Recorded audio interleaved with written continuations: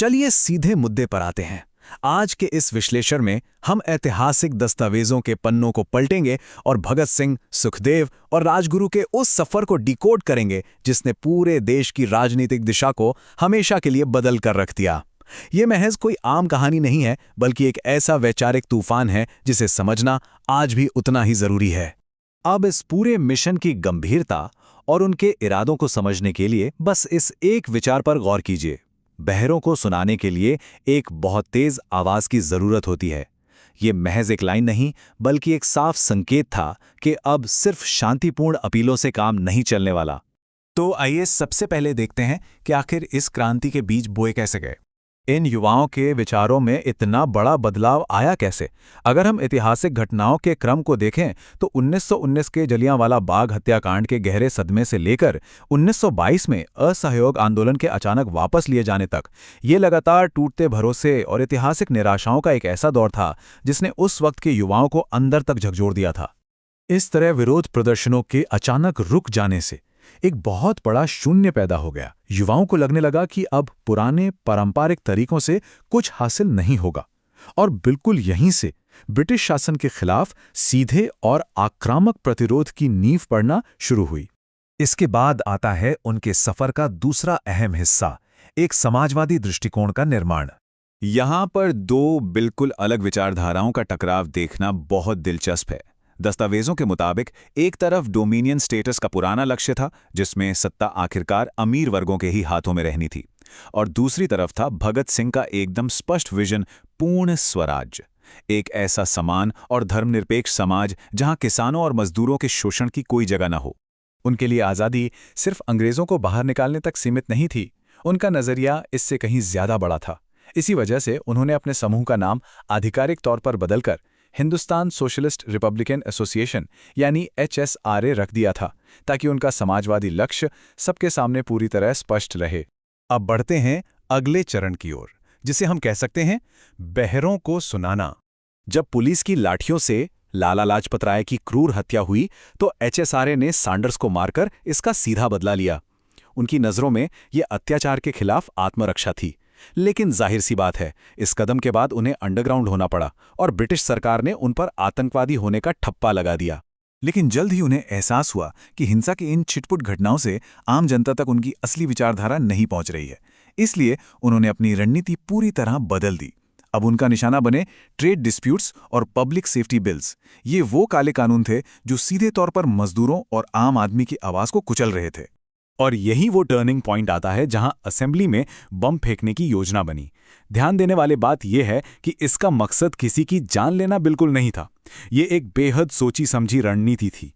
पहले गैर घातक बम फेंकना, खुद अपनी गिरफ्तारी देना और फिर अदालत का इस्तेमाल एक लाउडस्पीकर की तरह करना ताकि उनकी आवाज पूरे देश में गूंज सके। इसके बाद उनके संघर्ष का वो दौर शुरू होता है जिसने सबको हिलाकर रख दिया, भूख हड़ताल और ऐतिहासिक मुकदमा।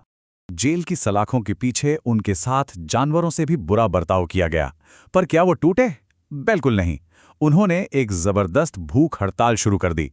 उनकी मांग सीधी थी, उन्हें राजनीतिक कैदी माना जाए, किताबें मिलें और भारतीय और गोरे कैदियों के बीच हो रहा भेदभाव तुरंत खत्म हो।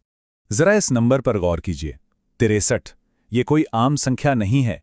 ये उन दर्दनाक 63 दिनों की दास्तान है जब जतिन दास ने उपवास रखा और आखिरकार अपनी जान दे दी। उधर भगत सिंह ने भी अपने साथियों के अधिकारों के लिए 55 से ज्यादा दिनों तक अन्न का एक दाना नहीं खाया। ये दृढ़ संकल्प की ऐसी मिसाल है जो रोंगटे खड़े कर देती है। ऐतिहासिक रिकॉर्ड्स में दर्ज है कि ब्रिटिश अधिकारियों ने उनकी हड़ताल तोड़ने के लिए क्या-क्या नहीं किया। नाक से जबरदस्ती खाना ठूसा, पानी रोककर दूध पिलाने की कोशिश की। लेकिन हद तो तब हो गई जब क्रांतिकारियों ने फीडिंग ट्यूब को रोकने के लिए लाल मिर्च का पाउडर तक निगल लिया।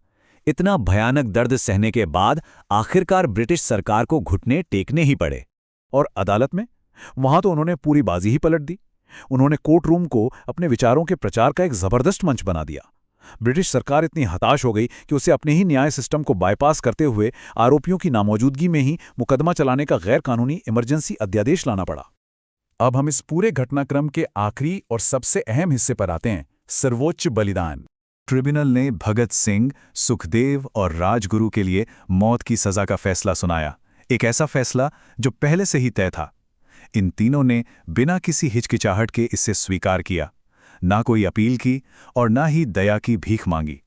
माहौल इतना तनावपूर्ण हो गया था कि जनता के विद्रोह से डरे हुए अंग्रेजों ने फांसी की तारीख को गुपचुप तरीके से एक दिन पहले ही खिसका दिया।